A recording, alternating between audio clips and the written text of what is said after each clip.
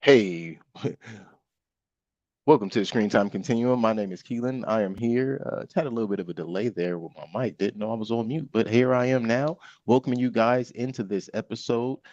I am here with the fellas as usual. Nick, what's going on, brother? How you feeling? Hey man, I'm doing all right. How are you? I am doing well. I'm enjoying this week so far. I know it's only Monday. We just got started, or yeah, second day of the week, depending on how you want to look at that. But overall, I'm feeling good about this week. So, taking it Good. slowly and getting to it. Awesome. That's a good way to start. Yes, indeed. Let it We're let it also, disappoint you over the days. yeah, it's always going to be a slow letdown. But if I can make it through at least Thursday without getting angry or bursting a vein, hey, we made it. Mm. Hmm. And we're also here with Mike. Mike, how you feeling, brother? They take my jobs. No, they are taking our jobs. This is absolutely true. Who is Man, they? We're talking Don't about, say man. you know who it is. But Anybody I with a think brain know who it is. Whether they're but they're willing to not admit the real. truth or not, they know. They're not even real people anymore. It's all machinery. Anyway, You mean AI? hey, shh. Well, we can't say that either. Hey, It'll hear you. Ultron is real. I know. He came by the house you the other you day. stay over there, John Connor. We don't want none Man, of that, none of those problems coming Yeah. down over here. hey, Ultron came by the house the other day and asked me for 350. 350. But yeah, we are here on this wonderful Monday, on this wonderful day in general, to bring you guys a movie that we just watched over on Hulu. It's also available on, I believe, Prime if you have subscriptions to both of those. If you don't, you want to go and check it out, you could probably check it on most of your platforms, Apple, YouTube, pay for it. I personally think you would not be disappointed, but let's see what we all think about collectively because, hey, we haven't really gotten through anything. We're just telling you the name. The name of this is The Angry Black Girl and Her Monster, and we are bringing this to you currently. This movie was released in 2023. It runs for an hour and 23 minutes. It is not currently rated. It's directed by Bomani J. Story, distributed by RLJE Films, and it is based on Frankenstein by Mary Shelley. That's right. This movie, Frankenstein. I mean, yeah, it It's depends on Frankenstein. Frankenstein. Yeah. It's Frankenstein. Yeah. Um, The young Hey, and if you guys Frankenstein. don't get that reference, then you have not seen enough movies. But by all or Red means, Books. or read books. That's a good point. Um, this is based on the original story by Mary Shelley. They really, in my opinion, went all the way back and did a little bit of homework on how that all started because they took some time. Cinematography was also done by Daphne Quinn Wu. This movie stars Layla DeLeon Harris, Denzel Whitaker, Chad Coleman, Riley Stiff, and Amani Summer. I think those are the biggest names, with a couple of other people that you'll see, but the first two are the biggest names that you probably have seen in something else. And the only thing I know Layla DeLeon Hayes from is The Equalizer, the TV show. Um, and Denzel Whitaker, Oh, uh-huh, hmm and Denzel Whitaker, he's been in a couple of things. First thing comes to my mind, I think, is The Great Debaters. I don't know if you guys saw that one, They're not but masters though, right? not at all, not to my knowledge. But those are the first two things or first thing I can think of with him in it. The storyline that is given on Google is Vicaria is a brilliant teenager who believes death is a disease that can be cured. After the brutal murder of her brother, she embarks on a dangerous journey to bring him back to life. In a nutshell, this movie is considered fantastic, profound, and slick. I will take fantastic and profound. I'm not sure why it's considered slick, but you know I why. I do know why. Actually, I don't think there's anything really underhanded, even in the messaging. If you know, you know. If you don't, then you have to watch the entire movie, and then you still probably won't get it. But there's one scene in this movie that explains the slick part, I guess. With that, let's go straight into our first impressions. Should I go first since this is my pick? Yeah, why I not? think I will. Yeah, yeah, yeah. So, first impressions, I enjoyed this. I thought it was well played out. I thought, um, or I think that this is one of those stories that, yes, it does have a bit of a vicarious kind of That's her name. her name is Mhm. Vicaria, and I thought that was also vicarious of them to do. But I think they very simply took the allegory of living in the projects and the things that the mind may go through, and they took it and turned it into a Frankenstein story. Very simply done and simply digestible Frankenstein story. I liked some of the shots. I enjoyed the acting, even the special effects. You know, they didn't talk about magic or anything in this, but they did their best to make sure that you saw on screen what was happening through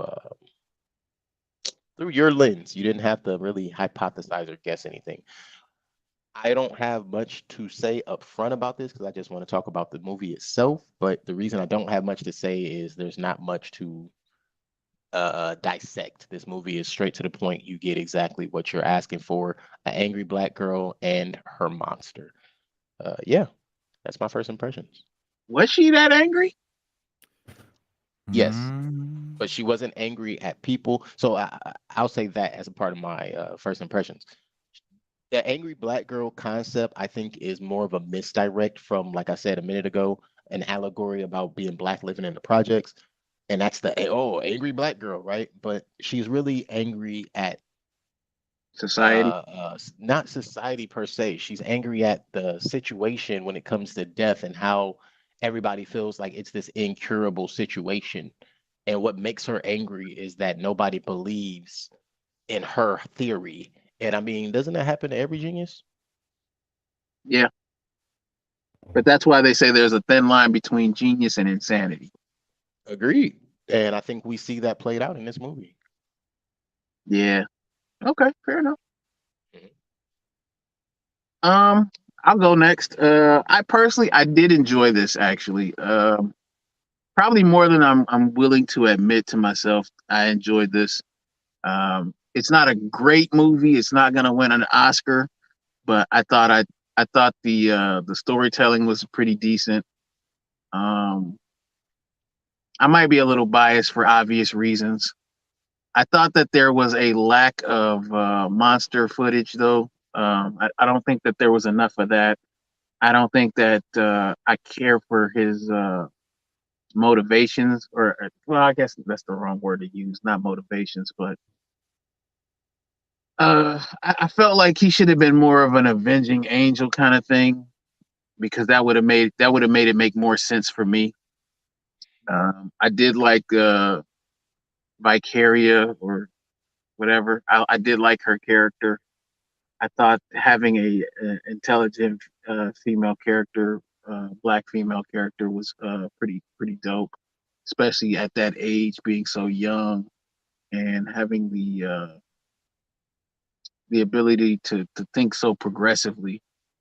And I know that's a dirty word, but I don't mean in this new pop lingo kind of version, but just to be able to have the foresight to look at something and think in a different way, that instead of it being a condition that is permanent, she thought of it as a disease that could be cured. I kind of like that as a take, just because it's different. It's not, you know, what we always get. Um, I did, I did wanted her to have the monster go kill the teacher, and that didn't happen because I thought she deserved to get it because she was full of shit, and a few more cops should have got killed. I like the way they made the cop look. That was pretty messed up. First one or the second one? The one at the end Okay, I know when what the you mean. monster got him. That was And it looked pretty like he was good. gonna keep talking, but he wasn't. Yeah. And as far as the special effects, only took issue with the very first special effect in the movie, and that was the pile of meat with the flies. I took issue. I was at the very beginning when she first go into her lab, Mhm. and it's a chunk of flesh with flies around. I was like, that looks terrible. That looks terrible. But I actually did enjoy the movie, so that's my first impression. Nice. Indeed. Nick, how'd you feel about it? Hmm. One of these things is not like the others. One of these things just doesn't belong, and it's me. Right. No. I mean, look. This is a classic retelling of a story that's been told before, so there's nothing I will fault it for that. I really don't have very much issue with this movie at all. There are two main things that bother me about it, and maybe they're grounded and are grounded in some sort of thing or not, but I'll just go with that. I thought that the the main actress's job, she did that very well. I did think that some of the other acting was a bit over the top, but nothing too egregious. My main two issues with this movie are if you're going to do Frankenstein, there is a meta narrative about the story of Frankenstein, and that is the story of human hubris and the concept that it's dangerous to play as God or to be God. And I think that this movie was going in that direction up until the end, and it decided to take the easy way out and not have the character learn anything about what her actions were, because Right. she created this entire situation and it's all her fault, but the movie tells us that it's not her fault. And that brings me up to my second critique about this movie, is that she's a Mary Sue. She has no faults to her whatsoever. She's always right, and the movie tells you that she didn't do anything wrong. So those are my two critiques about the movie, because if you're going to do Frankenstein, Frankenstein is about a doctor who decides to play God, and then through his hubris brings his own destruction and is exiled out of society to go live with his creation forever. Right. And And he this is movie definitely didn't do that. absolutely wrong. Yes, Yeah. yes, absolutely. So I Absolutely. think that while I think it does a very serviceable job about retelling the story of Frankenstein in the sort of modern motif, I think it does that just fine. My biggest critique is that it ends in a way that is completely divergent of what the original story is, and it just makes the character a Mary Sue who doesn't learn anything and who never had to learn anything, and that's not really an interesting character. So that's my those are my only two critiques. Other than that, it was a decent movie. The runtime was fine. Special effects were good. I thought the main actress's job, she did the best job out of all of them. Yeah. And yeah, so Well, her and the little girl, her inflection little when girl she was a little says bit too certain hammy things. for me. A little bit too She hammy. I She's thought she brought she a was decent level of creepy to it. That's I mean, I exactly what I guess, was but thinking. she was. It's just it to me. It just rang as a kid who knows that they're on a camera. That's a And fair so point she too. was like I just thought it was a little bit over the top with her. Everybody was kind of over the top except for the main actress. So Got it. Yeah, I did think I forgot his name that quick.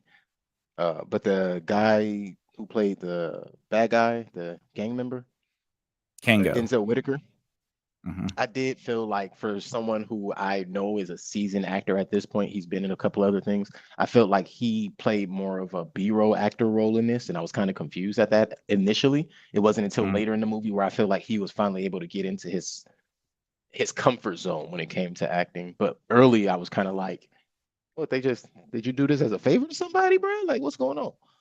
But Yeah. yeah, I do see some of the things you feel, especially when it comes to the henchmen. Now, I'll say that all of the henchmen I feel like overacted a little bit. Oh yeah, especially the second in command guy. Yeah, yeah, he Uh, he, yeah. but I'm not gonna say that on air. He made a point that I had in my head make a lot of sense, and it's the notion that nobody like the thought of humanity is supposedly being stripped away from everybody by living in the projects. Hmm. So even though you have this Frankenstein's monster on the loose, we all understand what happens in Frankenstein. Even though you have Frankenstein monster on the loose, you have all of these other monsters that are distributed amongst the community. Oh yeah. Um, Oh yeah, for sure. but and the one thing I wanted to say, Mike, and as far as you were saying, he didn't really have a motive. That's the weirdest thing to me is I was thinking they just simply changed the motive of Frankenstein's monster. Instead of, him being confused, they didn't really show us, like, in when we see some of the older renditions, we see exactly how, the pitchforks and people chasing him and all of that. We kind of understand that that's going to happen already, and they just kind of gloss over it, like, oh well, you heard him get called a monster one time, so you have to know. And then we hear the little girl kind of Oh yeah, explain that in and the that becomes the situation. impetus, and that becomes and that's my biggest issue, is that there is a moment in this movie where the character is faced with all of the decisions she's made, and her conclusion is, he was called a wasn't her fault. monster once, Yep. so it wasn't my fault. He, that he did all of this stuff. He murdered all of these people. And I'll say this, and then we'll get into the weeds. Yeah. That is when I'm sorry, was you done? No, go ahead. Okay.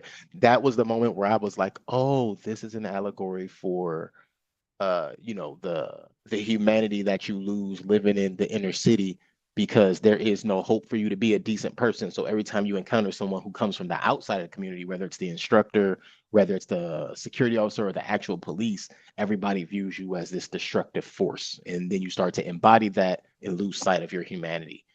Yeah, which is definitely an interesting critique, and it's definitely an interesting sociological point. But by perpetuating the stereotype, you aren't doing yourself any favors. And so it becomes a sort of like a hell loop that you can't get out of, which is a fine enough critique about all of it. But the problem is that, again, this is Vicaria's fault. All of this. Oh, yeah, she did wrong. All of it is her fault, and then all she does is wave it away as somebody else's fault because it got called a monster once. Mm-hmm. And that's where, I just the last thing for me, not the last thing, but that's where the scene with the teacher, which of course we'll get to in a minute. We might as well get into it. No, you might as well. Let's get into it. So when they get all the way to the scene with the teacher, though, that's where I feel like, oh, okay, that's the whole. Because I didn't understand the point of the scene of her even being in school at a certain point, and then when you come to terms, it's like, oh, okay, so had she had the proper. But dude, she was disruptive in class. She was disruptive in class. She was being unreasonable. I think they were both being unreasonable, but I agree she was being unreasonable in the sense of, as a student, you got to eat shit to a teacher sometimes. Right. That happens. You got to just take the back seat sometimes. At the it's same about time, discipline. School is just as much about discipline as it is learning. And so this idea that she's just so good that she doesn't need to listen to anybody, and then she has her dad come in and threaten the teacher to back her up. I know. That's how I wrote that off. I loved it, but at the same time, I wrote it off as he doesn't have to see the reason because he knows the decisions he's making.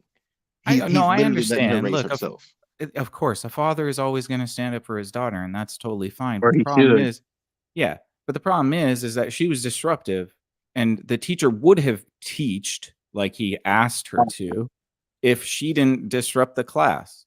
I mean, you know what I mean? So, like, it's all good. I know that the larger statement they're making is that, the dynamics between white people and black people are disparate and, all of that stuff. But it's like, I don't know. There was also a shot at the education system there. The black and white thing was there, was very evident. But I think that this is the only thing I did feel like once they included that, there should have been, and this is the point I wanted to make, was about she didn't get any positive reinforcement really from anywhere, whether it was from the schooling system, even from the people around her. The only person that was positively reinforcing her was the little girl, Jada.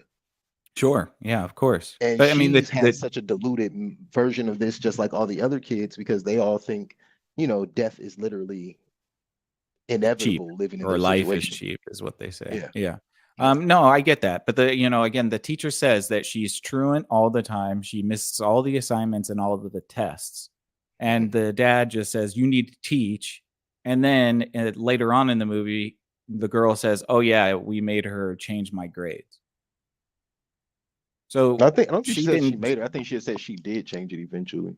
Yeah, so the teacher was manipulated into changing her grades, even though she's not doing the assignments. Oh, I didn't see that way. And I thought that what she was saying was because the teacher allowed her to take all of the tests and stuff, that she proved that she could pass the class.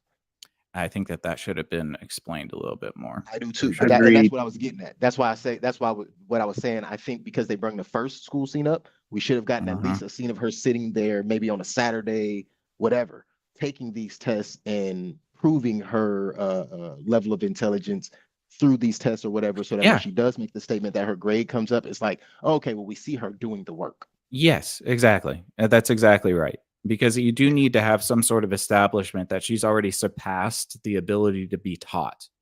Right. And she doesn't really exhibit that aside from putting together kit bashing a whole bunch of electronics in order to make a Frankenstein. Right, having a whole Which- secret lab that we Yeah, don't in the understand how she laboratory, she you know. and this now my problem with the lab was, okay, cool, she understands biology, she understands essentially she understands biology, and she's done this research on cancer, so she gets that. Why does she Mhm. understand electronics? Yeah, in Because- engineering and all of that stuff. Yeah, Because That plot. for sure. And it doesn't matter. I mean, look, why does Frankenstein know how to do the things he does? It really doesn't matter. Like, I don't even The care innocence about of a that. child. Yeah, I mean, why does Dexter know everything about science? It's just one of those things where you got to kind of just like let that Or be. and I'm- Ironheart. or Ironheart. You know, it's Hey, just hey, because hey, it, we're not doing that. We're not doing but that. We are but not doing it's a device to sort of move the story. So I don't necessarily care all that much about that, but I do think that you know, there needs to be a character arc, and I didn't see any character arc in this. And I not wish a- I yeah, would don't think have. there was a growth. I think there was all Yes. descent when her character arc. There was no arc to it. It was a descending narrative more than a line. I'll explain. So Yeah. from the beginning, we get her pulling her brother after he's been killed, and we see her snatching his body. So that's another thing. This is also a body snatcher story. Yeah. Which I actually really like the body snatcher part of the story. I thought Yeah. that was very, very Oh yeah, different. that's how Frankenstein created the monster. Mhm. He stole. Well, he was a bodies grave from- robber. Yeah, right. True. That is a bit different. He's getting a And- bit fresher. So Right. She's getting fresh meat, which comes into play way later too. But her being the body snatcher to me was very cool in a sense, but at the same time kind of gross. Not because of the body snatching and the sawing and cutting up of different bodies, because it also played into that whole nature of, especially in the projects, once again, bodies will just lay in the middle of the street for hours. mm-hmm. Like That's a thing. we don't have. Yeah, that's Yeah. a real thing. No, That's I a get real that. thing that And I people wouldn't won't doubt ask if all three of questions us when a have body lived, disappears. unfortunately. Right. Yeah, Right. No, yeah, the only people asking questions are the loved ones. right. So Like the mass grave in the prison in Mississippi. Never mind. Uh-oh. I don't know if everybody knows about that. I don't know if we're supposed to even know. Wow, Mike. He's chosen violence today. He's definitely chosen violence. And what he just did to my brain by even bringing that up, I have to literally read. I was gonna cuff off my notes. Now I have to actually read my notes so I don't. But we see her drag her brother's body out. We don't see where she takes him or anything, but initially what we hear is that her mother was killed by gun violence when she was 8 years old. She heard her mother's final heartbeat because her mother was shot in the head while she was holding her. Her mother was a year from becoming a doctor, and we see that's where she gets her thrill and her inspiration to learn more about being a doctor and about the body and about curing this disease, because her mother was in medical school already. But what we see is the disease spreading. Her mom got killed. Her brother got killed. So the disease of death has plagued her family the way she sees it. And death is a disease that has broken her family up. And if death is a disease, then she can find the cure. And she's definitely on a mission to find that with her secret lab. We meet the little girl Jada, who calls her a mad scientist, which makes me think, because of Jada's innocence, and kids know when you're lying. People, I don't know if everybody believes that. I do. Kids absolutely know when you have something weird and seedy going on. I remember being a kid and you meet certain people and you just get a weird notion about them and you wouldn't want to be around them. I think Vicaria had that, but because she was also still a kid to some levels, the other kids were more drawn to her. And because she went to what they call it, the PWI high school in the area, clearly all of the parents would speak highly of her. So even if you had these weird notions of her, because we even meet the other boy, Jerome, who was like, You the body snatcher, ain't you? And it's like, why would he assume she's the body snatcher? But again, the innocence of a child, no matter what they've been through, until that's broken. Um, the whole time she's walking to the trash can with little Jada, she's quizzing her on the table of the periodic table, excuse me. And then she kind of educates little Jerome, but also tells him the truth about what she's doing in the lab, which, again, all the kids know she has a secret lab. Why don't the adults? Jada sees blood on her glasses and lets her know about it. But we also find out little Jerome has already fallen victim to the way of banking in the projects. Vicaria, that moment we just talked about with the teacher, she goes through all of that. And again, the teacher was talking, they were talking about cancer and the splitting of cells and how those things work. The problem was, like Nick alluded to, Vicaria has so much information. She's so smart that she couldn't even allow the teacher to finish her point. I do want to say this again about, not again, but add this to that situation. I think had she allowed the teacher to finish her statement, the teacher may have allowed her to go on her little tangent for a moment. Yeah. But the teacher also Again, seemed afraid of the notion of death. yeah, sure. Yeah, of course. Rightfully so. There could have been a dialogue back and forth, but it's the movie wants to make the point that because the teacher is white, she's not taking Vicaria seriously. And I Yep, think that that's a absolutely. disingenuous argument, especially when Vicaria is so obstinate to the teacher and calls her a bitch. Yeah. You know, I and then think that was refuses to validating. leave the school. Yeah. When she started acting out with the security officer, like, have your moment with the teacher, and then when they say leave, just get up and leave. When she started doing that, I was like, okay, wait, now I'm not sure which way to feel on this. Yeah. Calling her a bitch, I know I'm wrong for this, but I have to agree. You can't just create a nickname for me when we're already having discourse. We don't get along that way. I'm not your friend. You're not my friend. Don't just call me a nickname because you don't want to put in the effort to pronounce my name. And I say that because I don't have the most normal name in the world. Yeah, but she Um, only did that because the teacher's white. That's all. And the teacher, the only reason the teacher mispronounced her name was because she was white. You know what I mean? I get So you. it's Yeah. if it was a Because black Vicaria's not a teacher, difficult that name. if it was a That's black probably teacher, that would have never a happened. movie point that I would agree with that as a movie point, but it's a thing that happens in society for real. I'm not saying it doesn't happen. Yeah, I'm yeah, just sure. saying that it's you know, I don't know. I'm just saying that I don't really think that it needs to be done. If you're trying to make her the hero, have her rise above the bullshit. Don't let her get down in the mud with it and then make terrible decisions and then just write your way out of those decisions. Like, I it's about understand that, what you mean. transcending. If she's a character that's so smart, she wouldn't even need to feel threatened by this stupid teacher. She would just outclass her. Like, that's the way you prove your intelligence, is that you know, make the teacher look stupid, you know? She could Doogie Have her Howser it. she could have her cite some, you know, cutting edge study about cancer research and have the teacher baffled. You know what I mean? Like, it's so easy. You don't have to do, you know, too much. So, I you do know, want like, to say it's that. definitely possible. Where I will say that that's something else that I definitely noticed. I did not see the internet used one time in this entire movie, and I No. thought that was a good thing. That's fine. Yeah. There's nothing wrong But with that that. right, even though that kind of goes against your point of her in the research, like where would she have done this research? But then it also questions, if she couldn't have do the research that way, where was she learning all of the things she was learning? Because she Right. had Yeah. extensive notes written. She had books of her own. And I mean, I understand if we're gonna say she learned all of it just by sawing bodies apart, but again, Yeah. you got to know. You don't know the name of all. Oh, you know what? Hell, I don't know. I'm not a genius. Maybe she was a savant. Maybe. Who knows?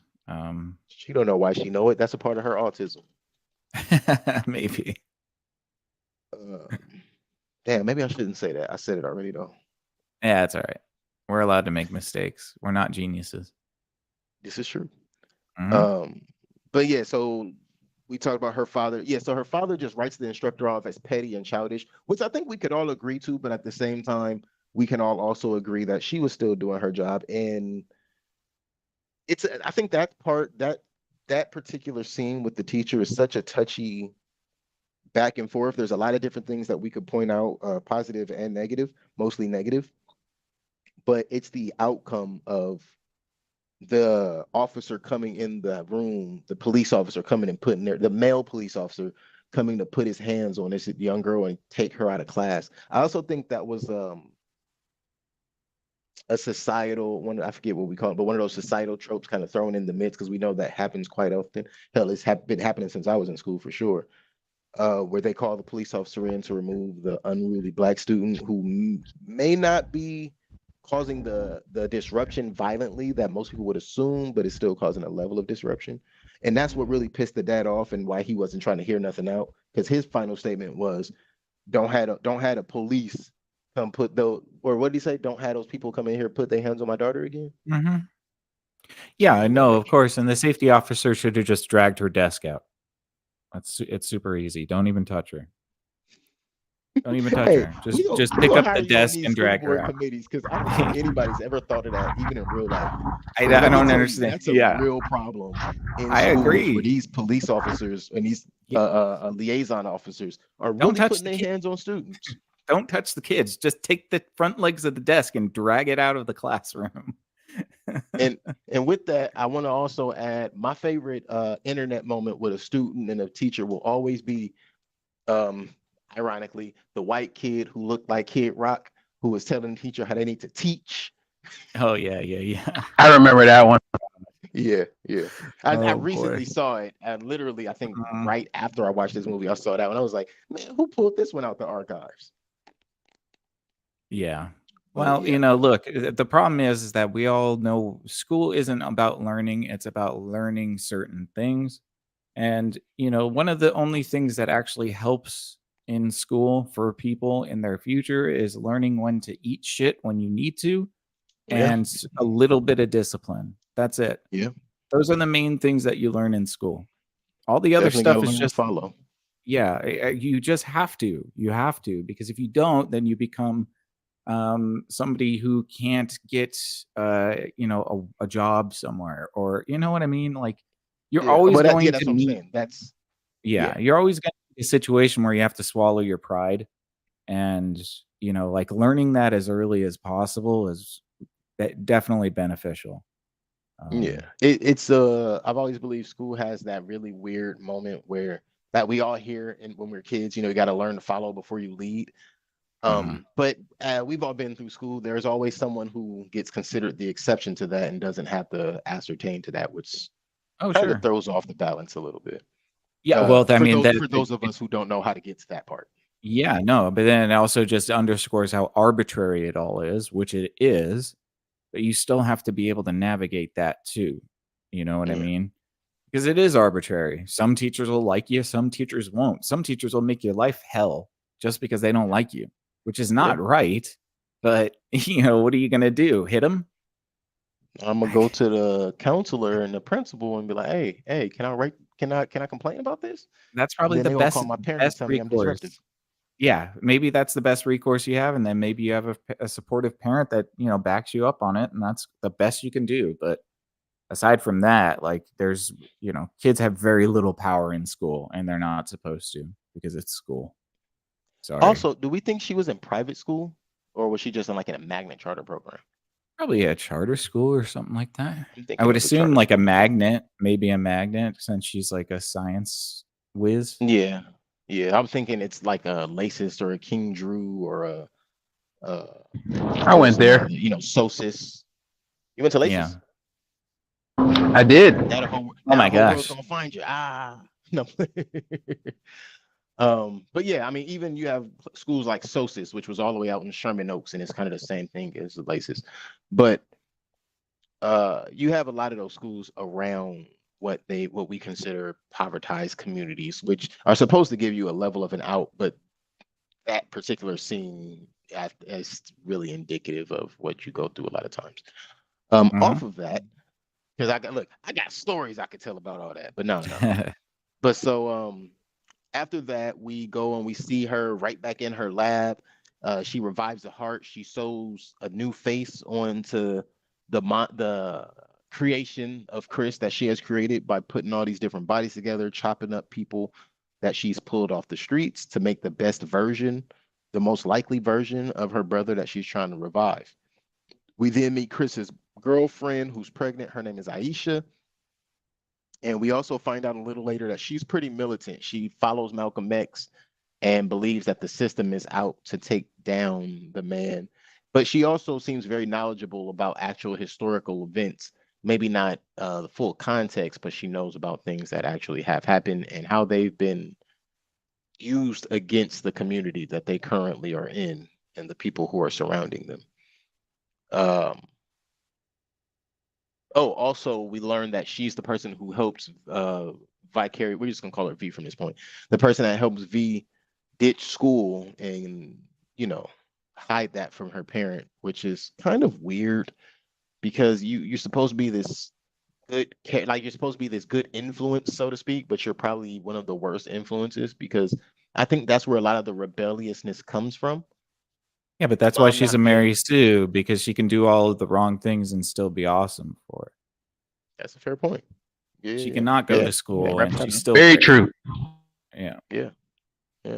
We see the police shoot little Jerome because he was hanging out with the older gang members and running away from them. And then we hear the older gang members getting mad at the police. You shot a kid. You had a kid with you while you was doing bullshit. You put that kid's life in danger. Now, should the police just be shooting all willy-nilly? No. But, man, you know the situation you put this child in, and now you mad at the police officer because we just lost another one of our youth. Fuck you, buddy. Oh yeah, but, the movie also makes sure that that's done off camera so that you can't definitively know what happened, right? Because they don't, they don't want to make people look too terrible in that light. What the point to the point that you just made, you know what I mean? Yeah, because it's like both sides, in my opinion, that are wrong. Right. There is no right to that situation, and I can guarantee exactly how that was going down. Because remember, we see the little kids are running around with water guns, popping up on people, just shooting them for no reason. And of course, these are people that they know, but that's still what's happening. So it's almost like a tactical training moment that you kind of see, and then we see how it plays out a little bit later because these are again the environments that we're placing our children in. Yeah. We also see the EMTs trying to save Jerome's life, and V watches him take his last breath with a smile on his face.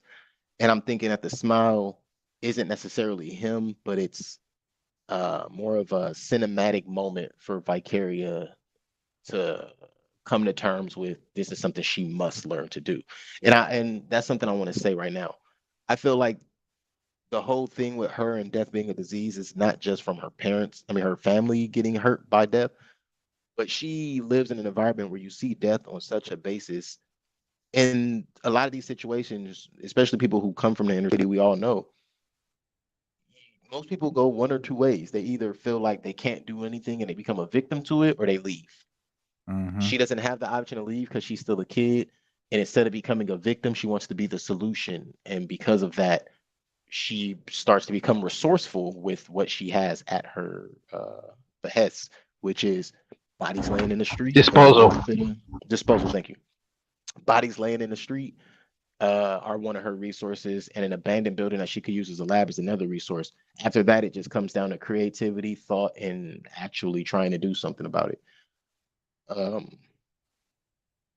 So yeah, she opens up her book called The Modern Prometheus after she has some dreams later that night,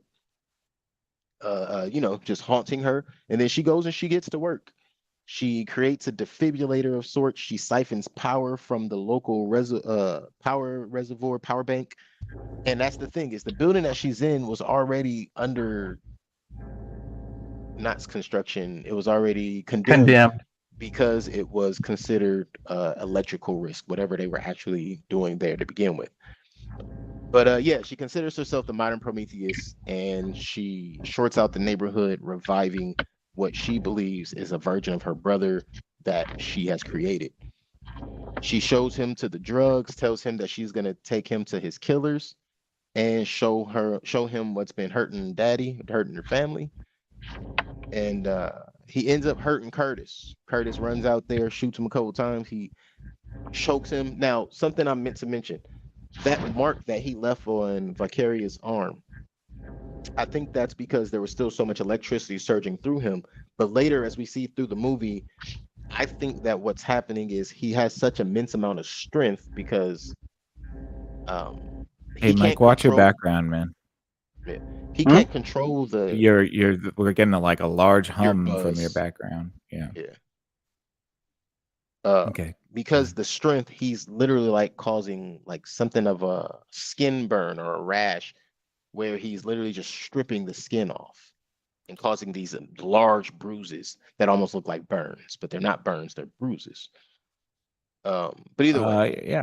Well, yeah. I assumed it was because of his skin was probably still like emulsified charged. and charged from the Mhm. electricity that she probably got it. But then again, she didn't fly across the room or anything. So That's yeah. exactly how I came to that, because that's what I was thinking. I would think if it were electricity, it would harm her. She would be jolted because either that or it would stop her heart at some point because he touched her more than once. But after that, she goes and puts her hand out and he grabs her hand. Like they kind of like hold hands for a moment, and that doesn't hurt her at all. So maybe it Yeah, also was maybe that's he was true. getting angry. I didn't even think about that until just now. Maybe it's only when he gets angry. He has Well, I mean, superpowers he didn't know about. yeah, I mean, of course, that's the monster, Frankenstein's monster, right? The reason that he's so dangerous is that he can't control himself. And he is a lot of strength and very little understanding of his new being. Yeah, yeah, because Yeah, this I is kind of not thought the that maybe Avengers. he had Oh, control of the electricity to a degree. And when he got excited, it would come out, and that's when you would have a discharge of it, but not enough to jolt, but enough to burn. yeah, maybe. That's That's fair. what I was thinking. That's fair. Yeah. I thought about that, but I couldn't go too far with that. Just for the record, Mike, your background is a little loud. But Yeah, it's and you either back off the microphone or I don't know, turn your sensitivity down. But it sounds like you're in an electrical generator, just like in the it movie. kind of does. It does sound like you're in an electrical room for sure.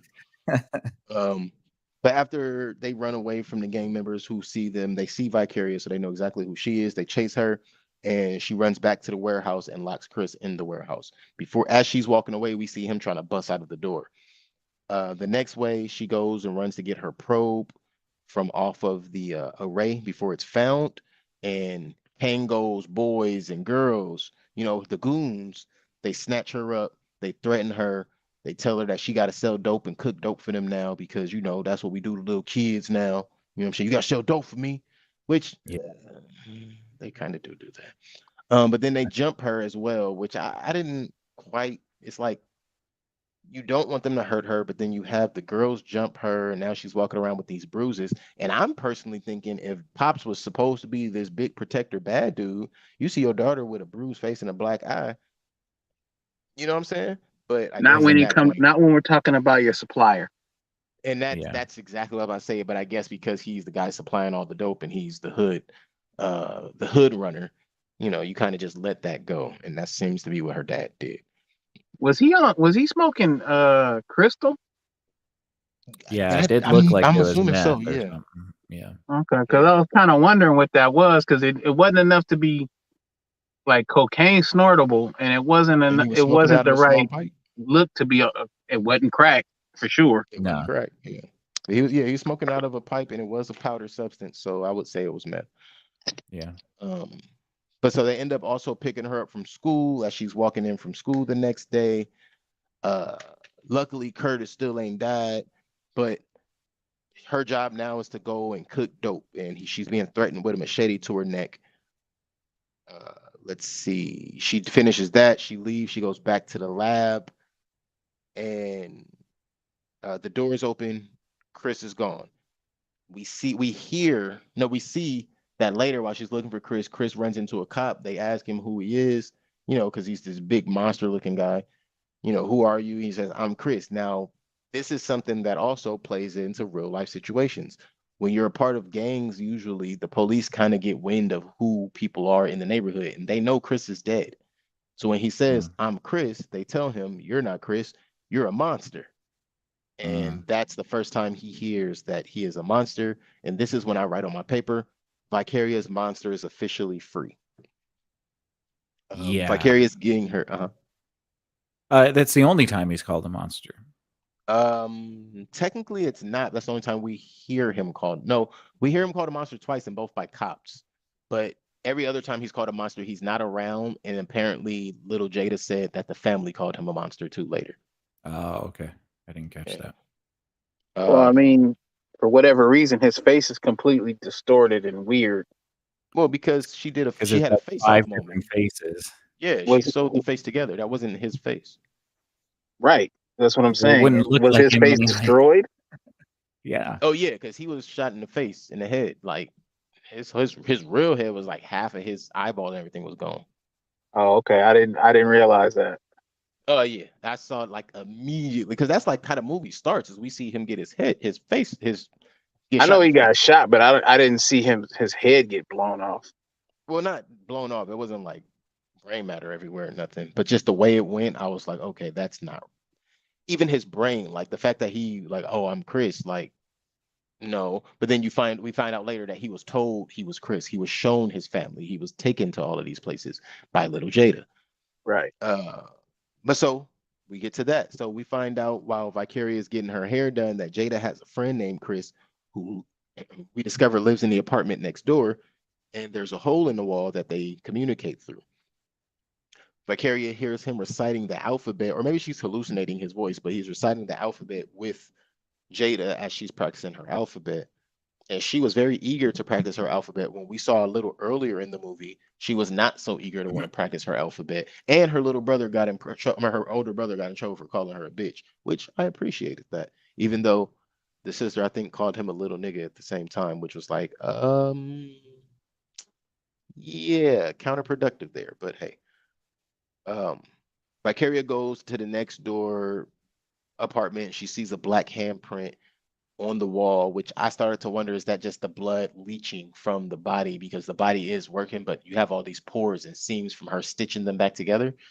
And we find out a little later that's kind of what it is because he leaks and drips blood everywhere he goes, which also makes me think, shouldn't there have been blood all over the whole complex?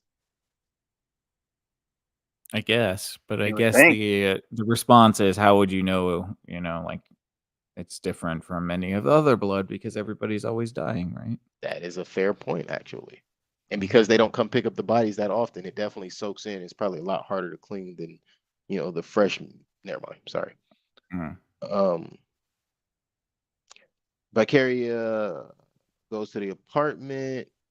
She's the black handprint. Oh, she's picked up by Kango's boys to go work. Afterward, she's let go, and Kango sends Jamal to follow her.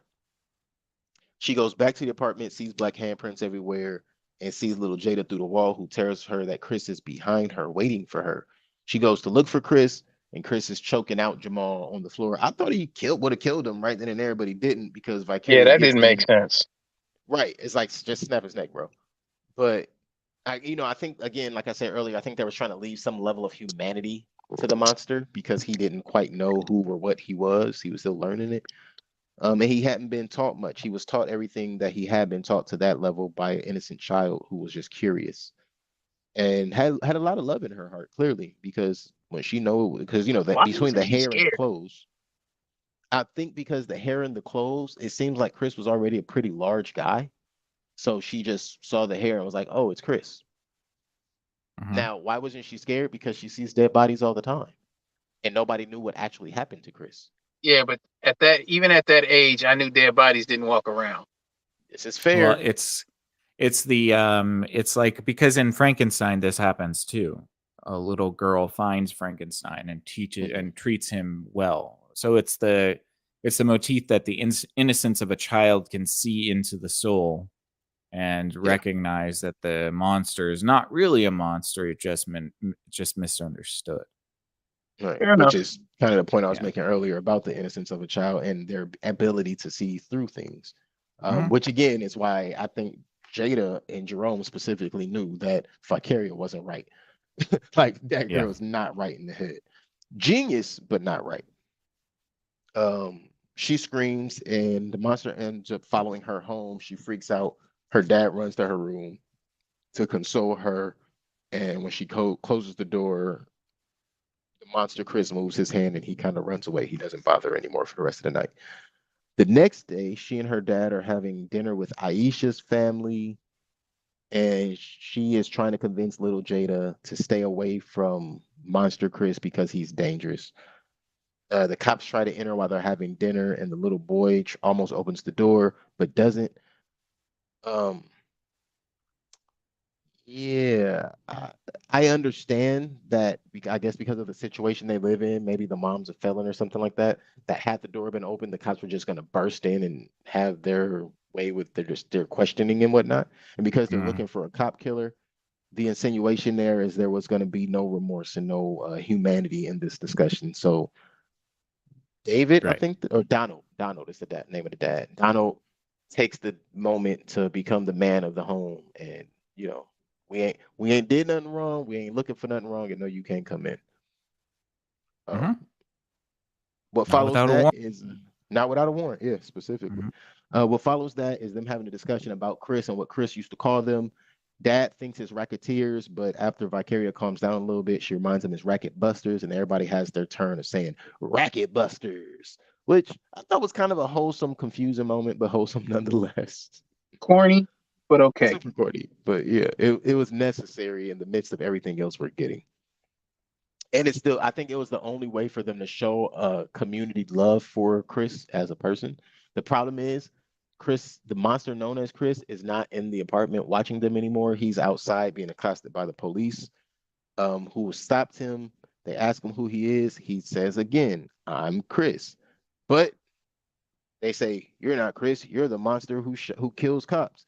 And he ends up killing that cop because they, pull a gun on him, and yeah, find out Curtis is dead as well after that. Um, and this is when everything really kind of jumps off with the dramatic or climatic incline or apex of all of this.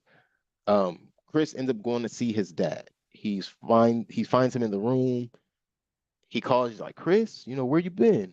And he's like, you know, "Dad," or whatever he says to him. And his dad's like, "You're not Chris. You're a monster." The moment he's called a monster, once again, he freaks out. He goes to hug his father initially, it looks like. And his dad fights him off, slams him up against the wall, and of course ends up being killed by the monster known as Chris.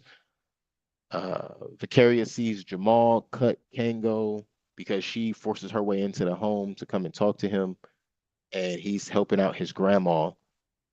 And this is when he also finds out that he ain't got as much control over his goon as he think because Jamal knows he's also scared of Jamal. Um, he cuts Kango right in the collarbone shoulder area. I would have thought he would have bled out, and I Yeah. thought he was dead. And at that time, Vicaria comes home to find her dad dead in the middle of the room. But then Jamal follows her. Kango follows him, starts fighting him. Chris takes the machete out of Jamal's hand as he swings it at Chris and chops him right in the throat or chops him right in the mouth. Anyway, he cuts his head, but doesn't cut it off. He just kills him. Uh, Allegedly. allegedly. Allegedly. I'm pretty sure he died from that. Look, even at the worst, he severed his jaw. Yeah, that's what it really like. If Drowned this in his were own any blood. other movie, That's that's all for that would sure. have happened. Say it Right. again. Nah, he drowned in his own blood. That's for sure. There's That way is too true. much blood going down your throat. Yeah. That's a fair point. Uh, Kango and Vicaria get into Chris's room where Dad is laying there dead, and they have a discussion about what's going on. And he's like, "What the hell is that?" And he's like, "It's hard to explain." It's like, "Nick, what you mean it's hard to explain? You better tell me something." And he's like, "That's Chris," and he is profusely, "That's not Chris. That's a goddamn monster." And then he starts to put two and two together and realizes, like, "Did you do that?" Like, "Yeah, I needed bodies," and realizes she's the body snatcher, and they have this moral discussion at this point about who's right and who's wrong because she's always trying to blame him for something about how terrible of a person he is because he sells drugs, but here she is, a body snatcher, piecing together people to make a being to that's roaming around killing people. There is no rationale to either of their existence in this movie. Let's make that clear. Um, but he ain't really trying to hear none of that. She explains that she never intended on. This was honestly probably my favorite part of the movie. This is the second time she's trying to explain her rationale and her understanding of what death is and why she wants to cure it. But this is the only time she really gets to explain it But because of the way their banter goes back and forth, you have to really pay attention and probably rewind it 2 or 3 times to get the full discussion of what she's saying. And what she's Yeah, trying to say is, that was kind of weird. yeah, I'm like, damn, give from a cinematic point, give her the silence in the moment of a monologue to actually state her mindset and her viewpoint on this, Yeah. because that's the whole point of the movie. Mm-hmm. But she's explaining that gunpowder or guns even were made to assist and use as fireworks until Einstein created his theory about new sources of energy, kinetic energy, things of that nature. If you know, you know. And that was used to create death. And all she wants to do is cure death, not to create a monster. That was never her intent. But she realizes she has made a huge mistake because she's playing with life and death. She's learned to cheat death, essentially, as Kango says later. Yeah. Oh, I mean, like she's got half of the story right? It's it's the idea is that Einstein was doing things that created death and all that, but it also created nuclear energy, which Yeah. could potentially save Create life. billions of lives. So yeah, there is a little bit of nuance there, but again, I really wish that she would have had a come to Jesus moment, for a lack of better term there. Right, because she didn't learn a lesson whatsoever. She didn't learn anything, man. Oh, I was so disappointed because when she sees her dad, that's when I was like, okay, good. We've gotten to the point where she realizes how awful what she did was. And now we need to sort of redeem her in a way that it makes, like it's cathartic. Because, I thought that's what was going to happen. I thought that was. I think we all did. Yeah. I expected her and Kango both to become much better people and come to the end of this movie. Yeah. So did I. Because I didn't expect him to survive. I did expect him to survive until we get to this next moment. So literally, I expected him to survive for all of 30 seconds. Yeah. And then when they get to what has to happen and what they need to do, so Chris tries to get in the room, she stabs his hand, and I actually liked the fact that we got a shot of his face and his eye kind of look at her like with that, I can't believe you of all people, like he was hurt. Mm-hmm. Like, oh, you see me as a monster too, and he just left. He just ran away at that point because I think that was a recreating of his psyche at that point, because now my own sister doesn't see me as that, and not just my sister, you're the person who brought me back. You of all people are supposed to be on my side. But she goes and comes up with a new theory, and the theory is, in order to defeat this monster that she's created, she has to hit it with another volt of electricity, and that should be able to kill it, but she'll need her tools. One is in her lab and the other is in her room. And Kango helps her out by going through the house to get the tool out of her room. And clearly he ends up fighting, or at least running away from Monster Chris, and he dies literally banging on the door to bring her the tool. But he does make it back. He does what he signed up to do. As V is putting everything back together, she finds little Jada in the room, in the lab, and Jada tells her, that I showed Chris his dad. I showed him to his family, Vicaria, but when he came back, he was changed, Vicaria. Something happened to him. And that's really where she stole my heart with her little voice and all of that. Like, oh, she's so destructive. But Vicaria ends up using everything. She sets up well, that's what. Wait, hold on. Yes, sir. Because that's when we see the rest of her family and the people that she's loved is dead. Oh, not yet. No. That doesn't happen yet. That happens right after she shuts down the monster. Yeah. And then she noticed she's covered in blood. Yeah, because she didn't really notice that at first. Okay. And so, no, she did notice she was covered in blood, but she didn't explain it. She just said that she saw Chris, and she told Chris all these things. And she even asked her, who taught Chris how to talk? And she's like, I did. And it's like, I showed him everything and da-da-da-da-da. But what she didn't say in that moment, because she's just like, okay, you need to hide. It's too dangerous for you to be here. She sets up the trap. Monster Chris runs in. He tries to get around the gurney. And once he puts both hands on it, trying to climb over it, she hits the switch, electrocutes him. He falls down. Her and little Jada kind of surround the body. and he says, "My name is Monster," and she says, "No, you're Chris. You my daddy's son. You my mama's child." Uh, what sucks, and I still say the same thing that you guys are saying, but this is when I felt it. You're not even going to apologize to him. You made that man die twice. Right. You At made that least man a die little bit. twice. At least a little bit. Could you just say you're sorry once? Well, Could just once, please? Like, even at some oh point, my god. apologize to Jada. No Yes, apologies were had, yes. and I understand. Isn't the sister-in-law her mom? No, The pregnant woman? If that's not her mom, who's no, that's Jada's her No. mom? sister. That's her older sister. That's her. Oh, yeah. The Oh, other okay. I lady, thought it the was her other one was her cousin. mom. Wait, no. Which other lady was her mom? There was another lady, the one that was wearing green. That's the mom Oh, okay. at the dinner Gotcha. table. Oh, Yeah, okay. Gotcha. that was it. So that was all of their mom. All of them were her kids except for Vicaria. Okay, got it. That makes more Yeah. sense. All right. Yeah, but she just sees her she sees her family murdered. Yeah, You're not even gonna that's when apologize to the little girl? right, because Like, that's when she goes. Because after Chris takes his last breath and all of that's done, she goes, Vicaria, can you bring the family? Like, you're gonna bring my family back, right? You're gonna bring our family back, right? And she's like, what do you mean bring them back? And she explains, well, I took Chris to the family, and then they got scared of him and called him a monster, and they all tried to fight him. And that's when we see the flashes of all of them, including the little boy, thrown about the apartment dead. right, So then they right. go back, and she Oh, takes hold Vicaria on. back. Not before she absolves herself from guilt again by saying the only reason any of this happened is that other people called him a monster. Yeah, the other people called him a monster, and them folks ruined my idea. Oh my god. I wrote that one down. Them folks ruined my idea. What? What's the matter, Huh? Nick? I hate anti-catharsis. I hate it so much. It drives me crazy. We tell the same stories over and over again because psychologically they're soothing to us. And this idea that we want to subvert these stories just for the sake of it, I think is causing psychological problems for people, at least for me. I don't like it. That's not the I way can the understand. story goes. The story, it doesn't go that way.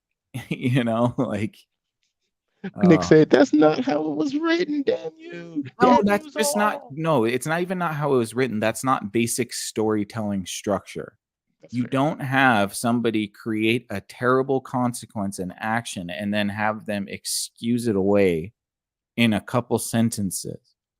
That's not good mean, storytelling. You do if they're 17, 18. What does that mean?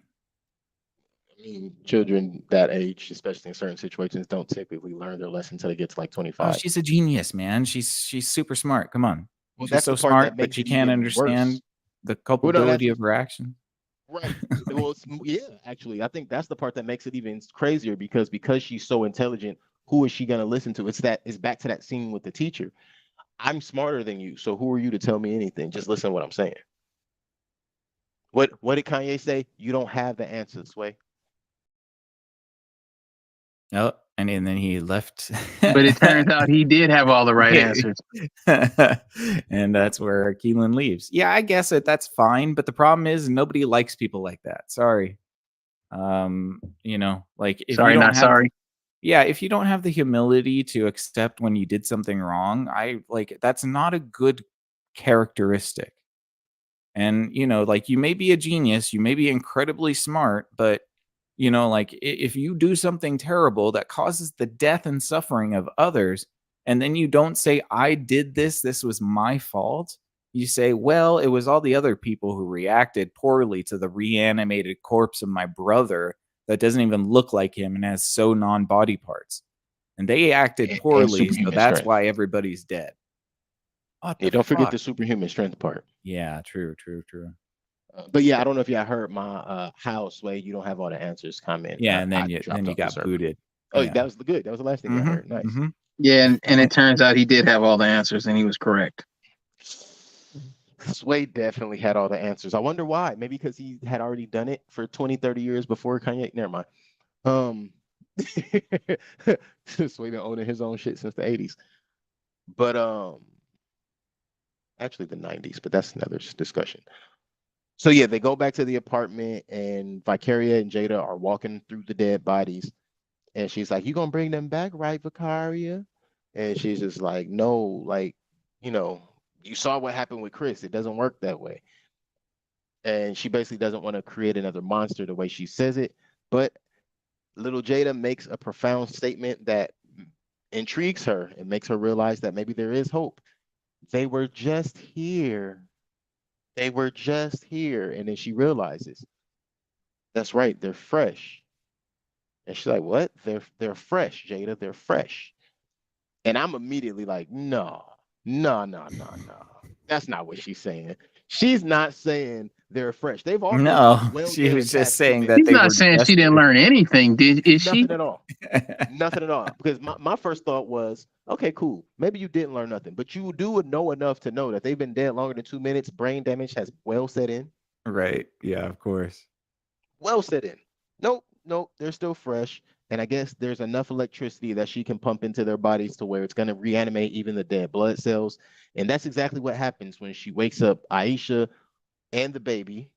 Yeah. And I she wish tells her it the was- baby's name. She remembers exactly who Vicaria is. And when Vicaria asks, "Where am I? Where is my family?" she said, "They'll Victor be von here soon." Frankenstein. Mhm. Yes, yes, indeed.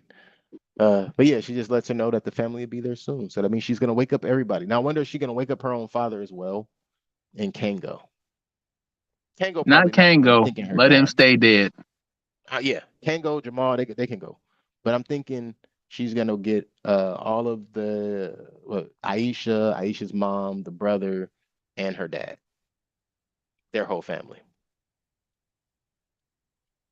Now, and nobody knows they're dead, so it won't be so weird. I Would guess. that technically make them zombies? Yes. Yeah.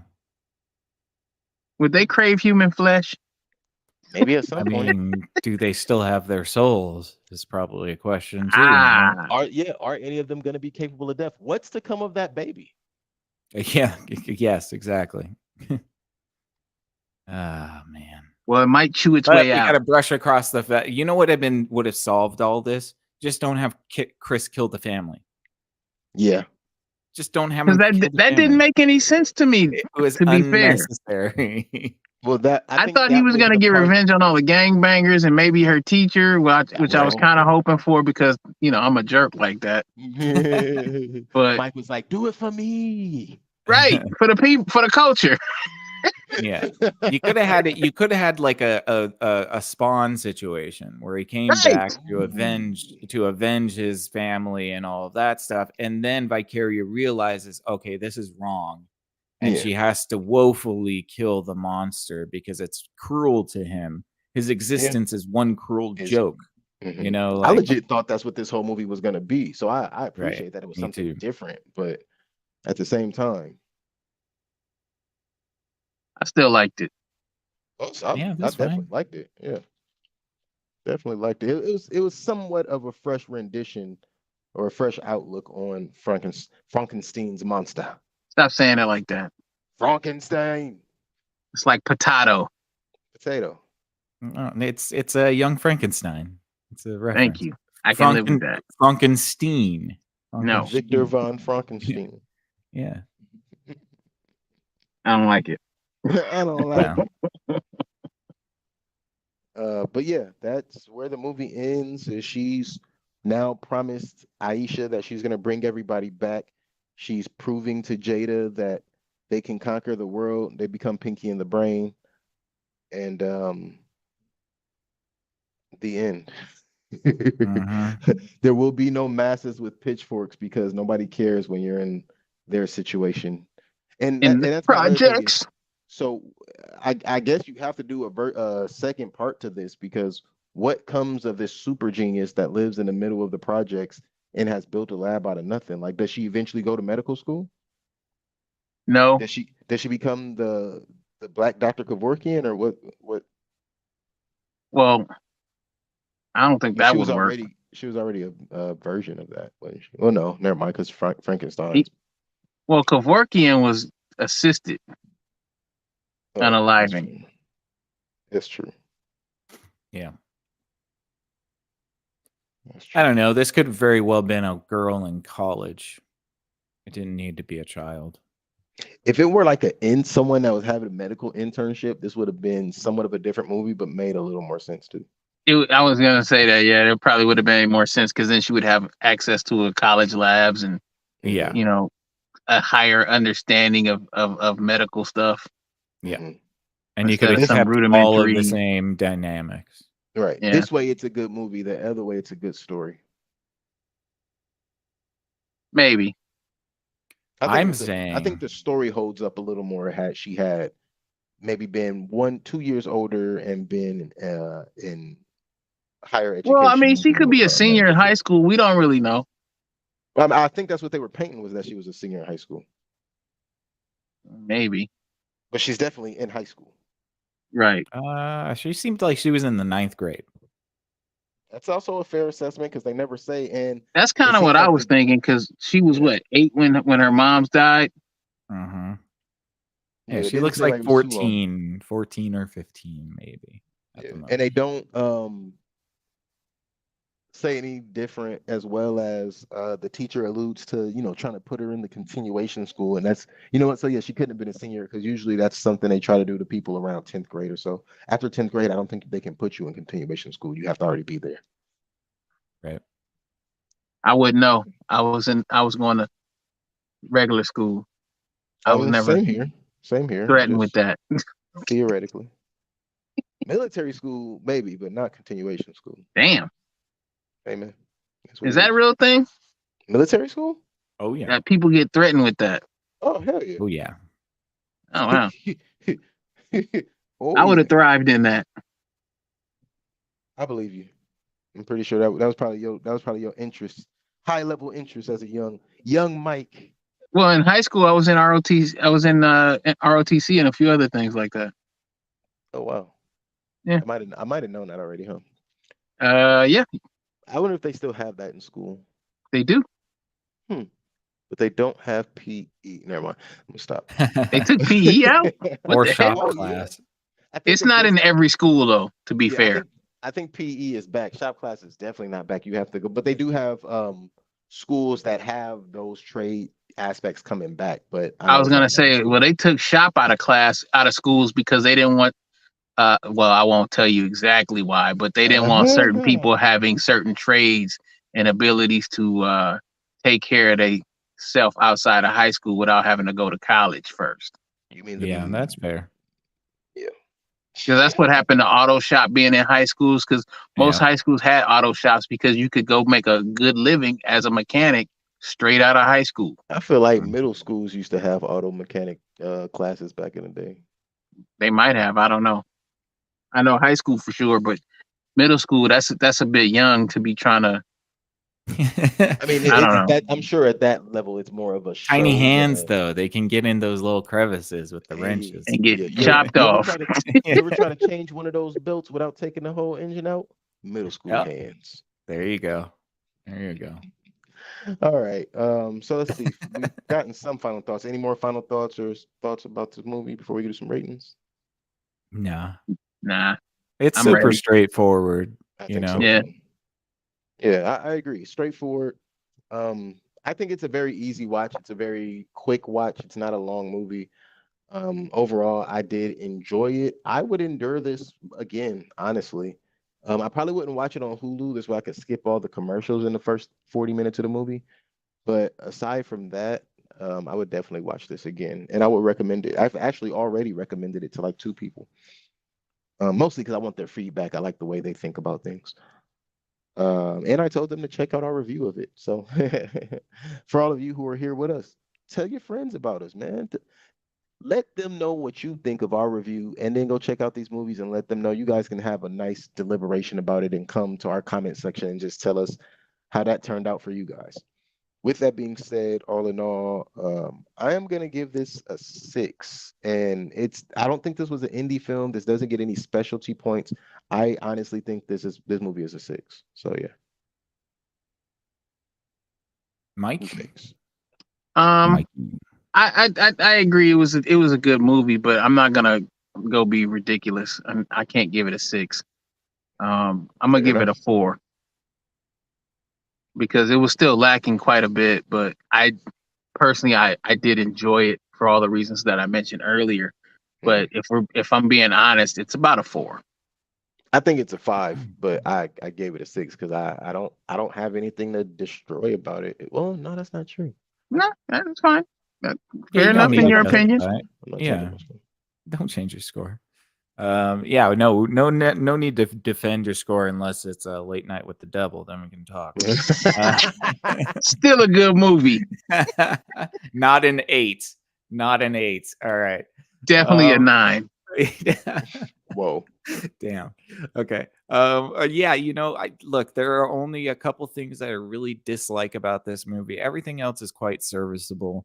I think that the lead actress does a very good job with her acting. I think Agreed. the other actors are a little bit too over the top, but that's Little okay. hammy. Yeah, they're supporting characters, so that makes sense.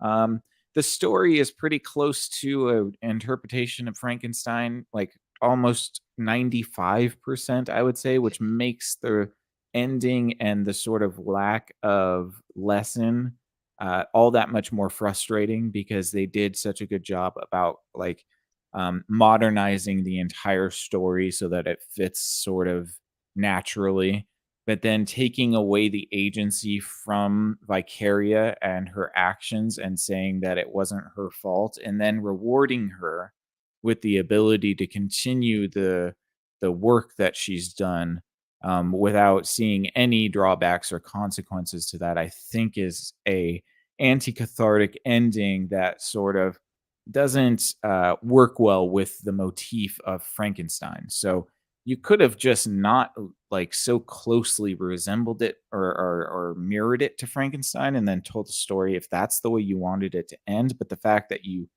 piggybacked on Frankenstein so much and then left out the hubris angle and left out the you can't play God angle, it makes it so that the movie feels like it's having its cake and it's eating it too. And I don't really appreciate that from a storytelling perspective.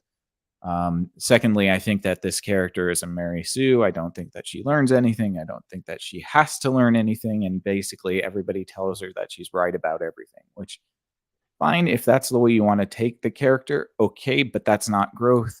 That's not a character arc. So I do have an issue with that, but I'm right there with Mike. I think this is a 4. It's not a bad movie in any stretch, but I think those little elements for me just don't bring it up to maybe like the 5 or the 5.5 that I might give it. Really, the ending ruins it for me. And so that's why I am at a 4.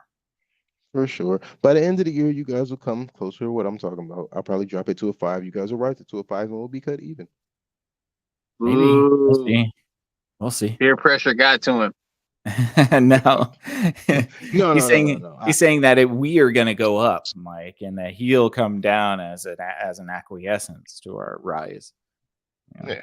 I'll understand. Like, all right, maybe I liked it too much and I'm giving it too much, and maybe you guys will see the error in your ways. Like, maybe Late Night with the Devil will go up to a 9. I mean, come down to a 7. Son of a bitch! How dare you, sir?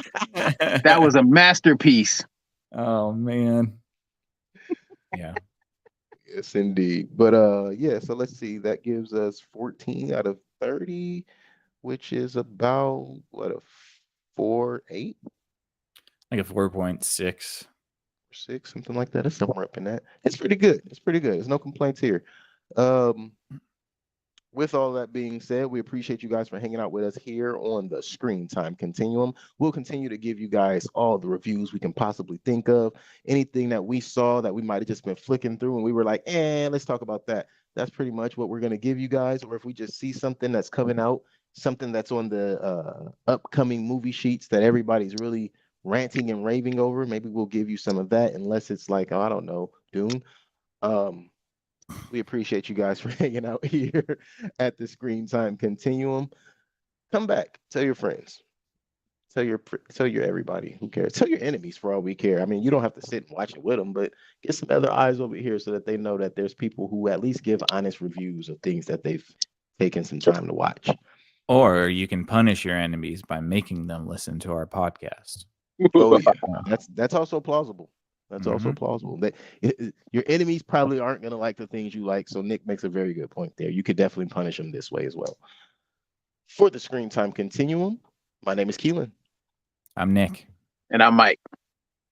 Appreciate you guys, and see you next time. I didn't realize that was the girl from Equalizer. That's funny. Yeah. I mean, it is like a 6-7 year gap. Is it? I mean, she was like, yeah. I moved that. Because you're talking about the TV show, right?